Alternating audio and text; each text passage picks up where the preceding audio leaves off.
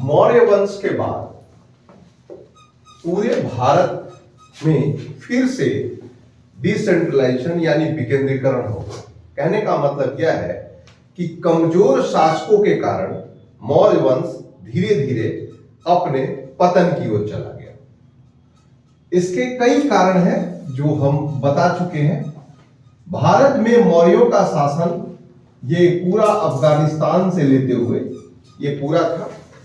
फिर बाद में छोटे छोटे गणराज्यों में बदल गए और इस गणराज्य से अलग एवं कमजोर शासकों के कारण यह साम्राज्य का पतन हो गया। इसके बाद 187 बीसी में मौर्य वंश के अंतिम शासक बृहद्रथ, इसका सेनापति पुष्यमित्र शुंग ने इसकी हत्या कर पुष्यमित्र शुंग ने हत्या कर शुंग वंश की। तो शुंग वंश, कणव वंश और सातवाहन वंश, ये तीनों राजवंश जो थे वो तीनों के तीनों आपको ब्राह्मण वंश थे। ये ब्राह्मण वंश।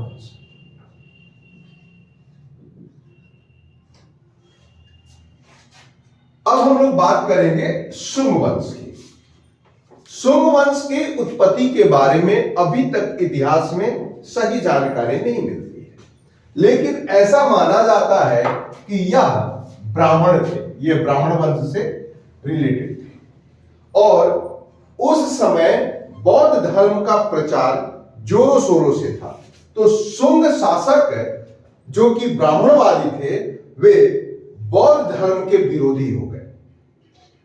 एक पुस्तक जिसमें हर्ष चरित्र, बाण भट्ट द्वारा लिखा हुआ हर्ष चरित्र बाद में लिखे गए, इस पुस्तक में शुंग को अनार्य यानी निम्न जाति का बताया। हर्ष चरित्र बाण भट्ट द्वारा लिखा हुआ और इसमें अनार्य को निम्न जाति का बताया जाता है कि इनके पूर्वज उज्जैन के निवासी थे। आपको बता दें कि उज्जैन में ही नागर ब्राह्मणों द्वारा नागरी लिपि का विकास किया गया और पहली बार संस्कृत को देवनागरी में लिखा गया।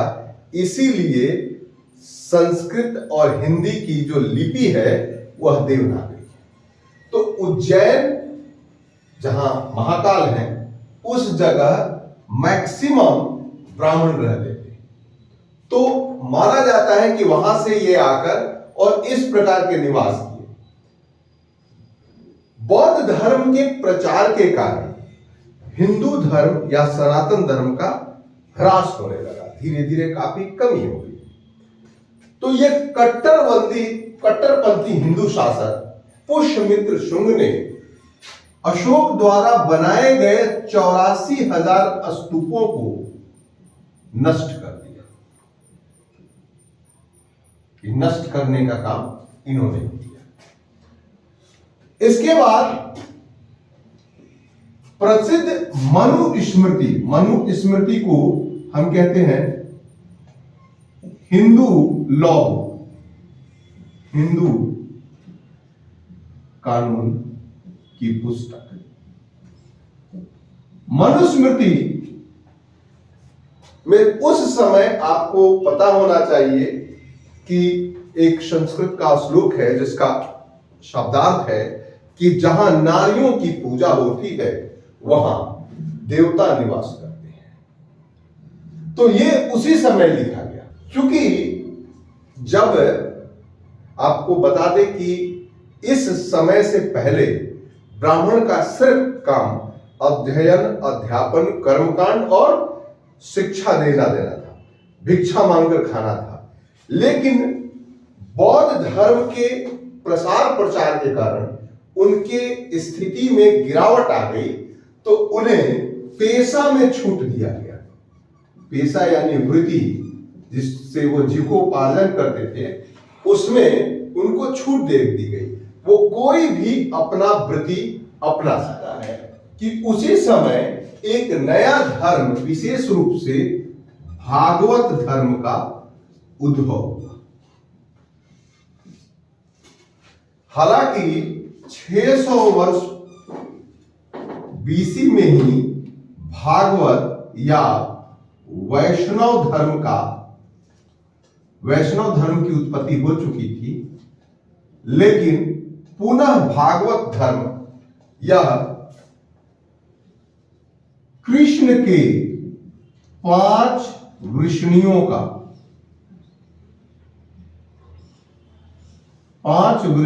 का पूजा है। कृष्ण, वासुदेव, शांब, अनिरुद्ध। आपको बता दें कि सबसे बड़ा स्तूप भरहुत स्तूप ये बौद्ध स्तूप है। इसका निर्माण जो है वो शुंग काल में हुआ था। ये जान लीजिए, एक चीज जान लीजिए, कंट्रोवर्शियल चीज, जिस चीज को जितना दबाओगे उस समय वो निखर कर सामने आएगा। आपको बता दें कि औरंगजेब के पीरियड में सबसे अधिक हिंदू मंदिरों को तोड़ा गया, हिंदू शासकों को दबाया गया। लेकिन सच्चाई यही है कि औरंगजेब के काल में ही सबसे अधिक सामंत हिंदू थे। फिर अगर दूसरा देखें, उसी का लिया कि औरंगजेब ने मूर्तिकला, चित्रकला पर रोक लगा दी।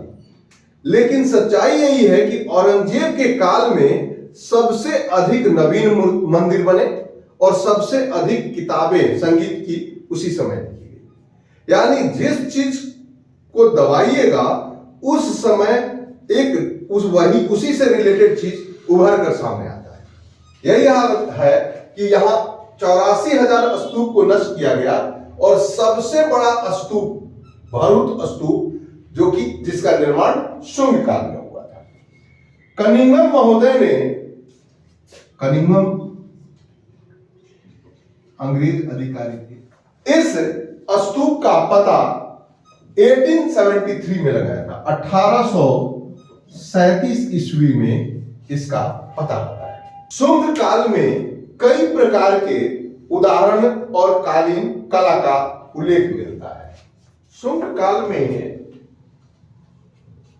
भागवत धर्म काफी तेजी से विकसित हुआ और भागवत धर्म में गरुड़ ध्वज, जो कि यह बताता है कि उस समय भागवत धर्म की स्थापना हो गई थी और प्रमुख विष्णु के वाहक गरुड़ का चित्र बना हुआ एक स्तंभ विदिशा से प्राप्त हुआ है, वह शुंग कालीन है। फिर भाजा का चैत्र एवं बिहार, यह भी शुंग कालीन है।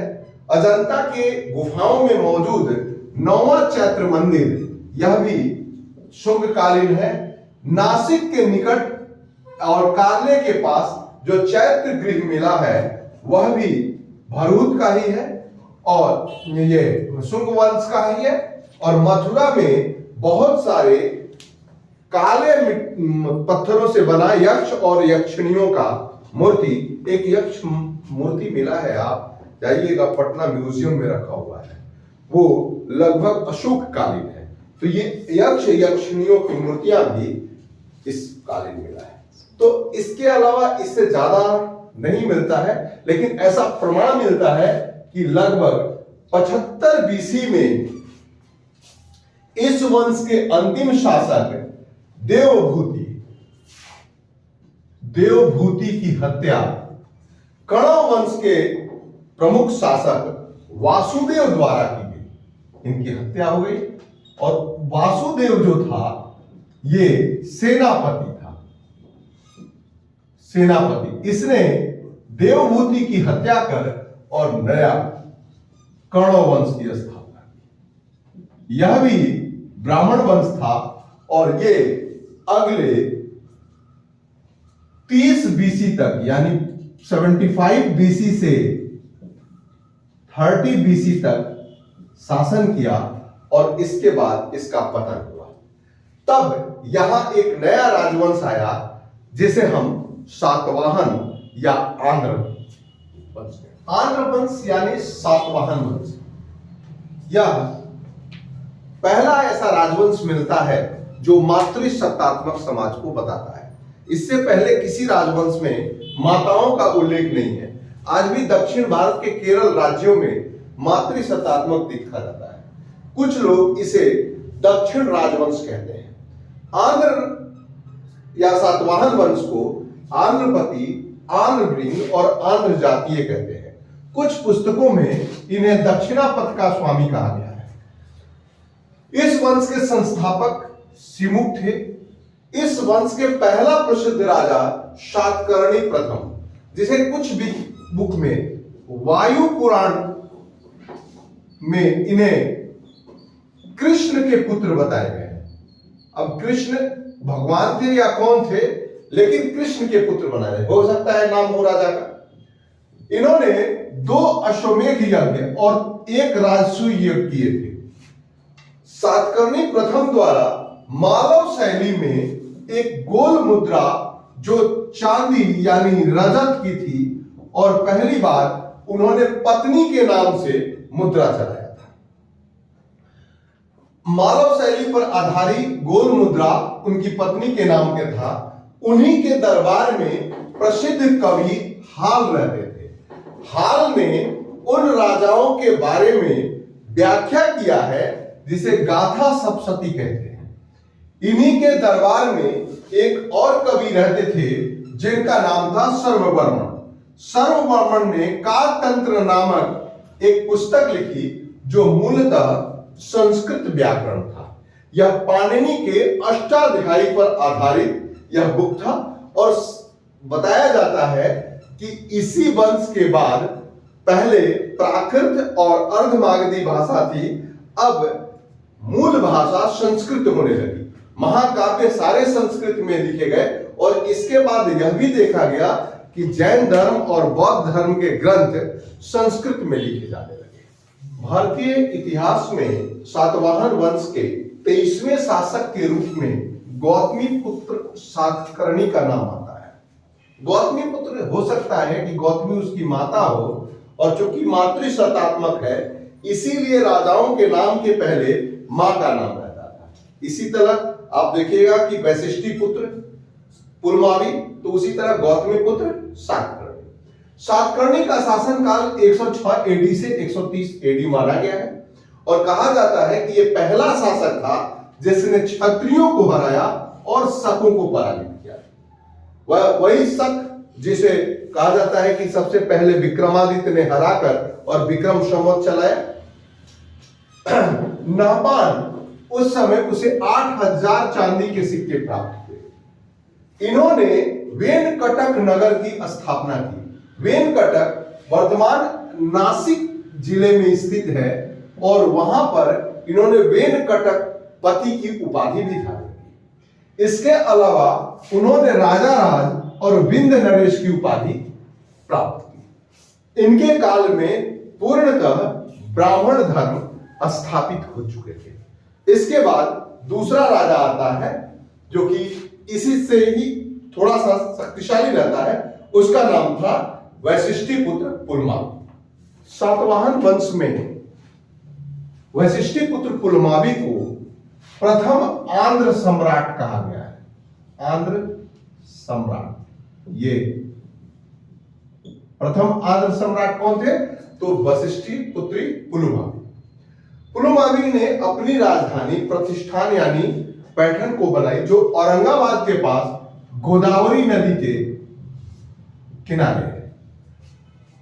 यह मालवा से लेकर कर्नाटक क्षेत्र को जीत लिया, शकों के साथ लड़ाई की, और उसी समय कहा जाता है कि शक राजा रुद्रादमन के साथ उनकी अच्छी लड़ाई हुई। बाद में वैवाहिक संबंध हुए और रुद्रादमन ने अपनी पुत्री का विवाह वशिष्ठी पुत्र पुलमावी से कर दिया। एक अमरावती अभिलेख में मिलता है कि अमरावती के पास, जो अभी आपको पता होना चाहिए आंध्र प्रदेश की राजधानी है, तो अमरावती के अभिलेख में मिला है कि वहां बौद्ध स्तूप थे।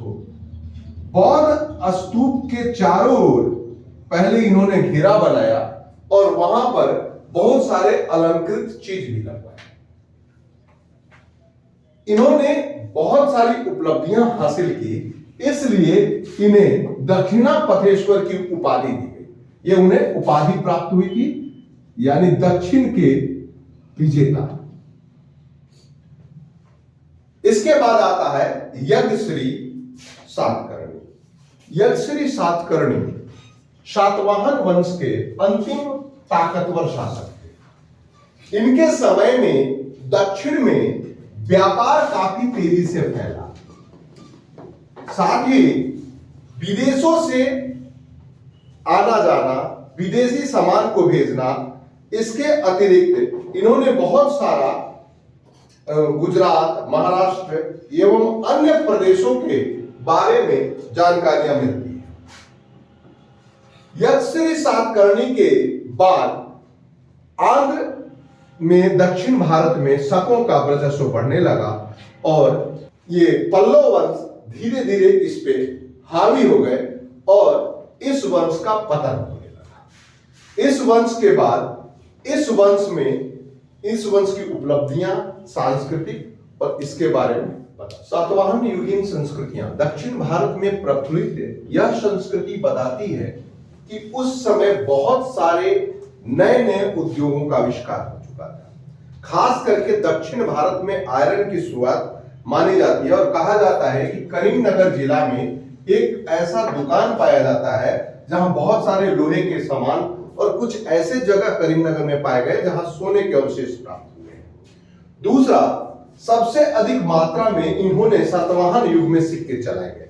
सातवाहन शासकों ने सिक्का शीशे का, यानी पीबी लेड बोलते हैं, उसके चलाए। इसके अतिरिक्त चांदी, तांबे, कांसे और रोमन सिक्के भी इनके काल में बहुत भारी मात्रा में मिली है। यह दर्शाता है कि रोमन के साथ इनका अच्छा व्यापारिक संबंध रहा होगा। इसके अलावा घास और तंबाकू की खेती भी होती है और यही नहीं, उनकी सेनाएं भी काफी विशाल थी। 1 लाख पैदल सैनिक थे, लगभग 2000 घुड़सेना थे और 1000 हाथी सेना। इसके अलावा राजाओं के चढ़ने के लिए रथ सेना थी और कुछ नौसेना यज्ञश्री सातकर्णी के समय में यह मिलता है, यानी लास्ट आवर में नौसेना भी इन्होंने बना ली थी। इसके अलावा प्लिनी बताता है कि 30 ऐसे गांव थे जो चारों तरफ से किला के रूप में घेरे हुए थे। तो यानी किलाबंदी उस समय थी, आक्रमण का भय रहा होगा और इस प्रकार यह माना जाता है कि शकों और पल्लवों के साथ काफी लड़ाइयां होती रहती। सातवाहन वंश में सामाजिक संगठन काफी मजबूत स्थिति में देखा जाता है।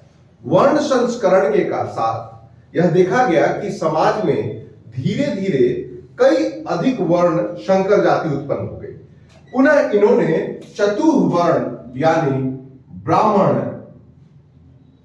क्षत्रिय, वैश्य और शूद्र, इन 4 वर्णों पर आधारित एक वर्ण की स्थापना कर दी। पहली बार ऐसा हुआ कि यह चतुर्वर्ण पे पुनः सामाजिक संरचना एकत्रित हुई और सबके कर्मों को जोड़ने का प्रयास किया गया।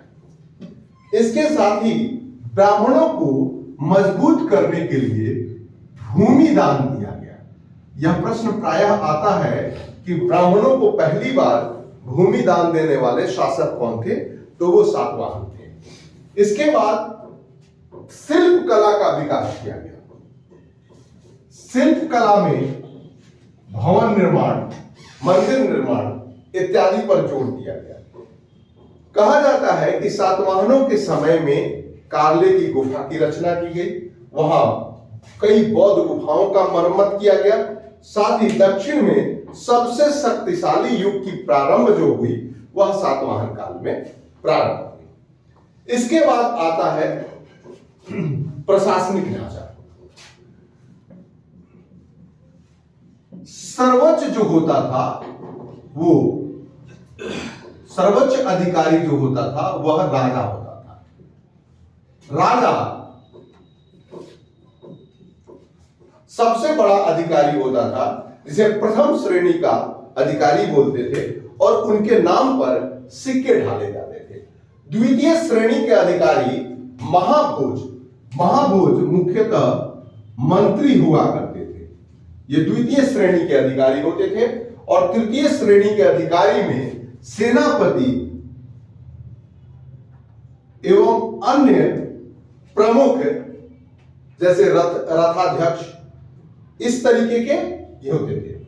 इसके अलावा भागवत धर्म के अलावा वैष्णव धर्म का भी प्रचार, वैष्णव और शैव दोनों धर्मों का प्रचार की जाती थी। बौद्ध धर्म कहीं कहीं उसका भी धर्म सहिष्णु की तरह उसे ध्यान दिया जाता था। बौद्ध धर्म पर अत्याचार नहीं किए जाते थे, या पहला ब्राह्मण वंश था जिसने बौद्धों पर अत्याचार नहीं किया, उन्हें फलने फूलने दिया। यहां तक कि बौद्ध स्तूपों और मंदिरों का भी संरक्षण राजाओं के द्वारा किया गया। इसके अतिरिक्त राजकाज के अधिकारी मुख्यतः महाभोज द्वारा यानी मंत्रियों द्वारा किया जाता था, और यह मंत्रीय परिषद गठन की गई थी। अगर सच माने तो भाषा में प्राकृत भाषा आम जन की भाषा थी, जबकि ये प्रशासनिक भाषा या दरबार की भाषा या लिखावट की भाषा संस्कृत हो गई थी। तो ये दक्षिण भारत का सबसे शक्तिशाली राजवंश की शुरुआत हुई, और संगम युग के बाद यह माना जाता है कि कोई पुनः संरचना किया तो वह सातवाहन वंश था। ठीक है, अगला हम लोग गुप्त वंश पढ़ेंगे।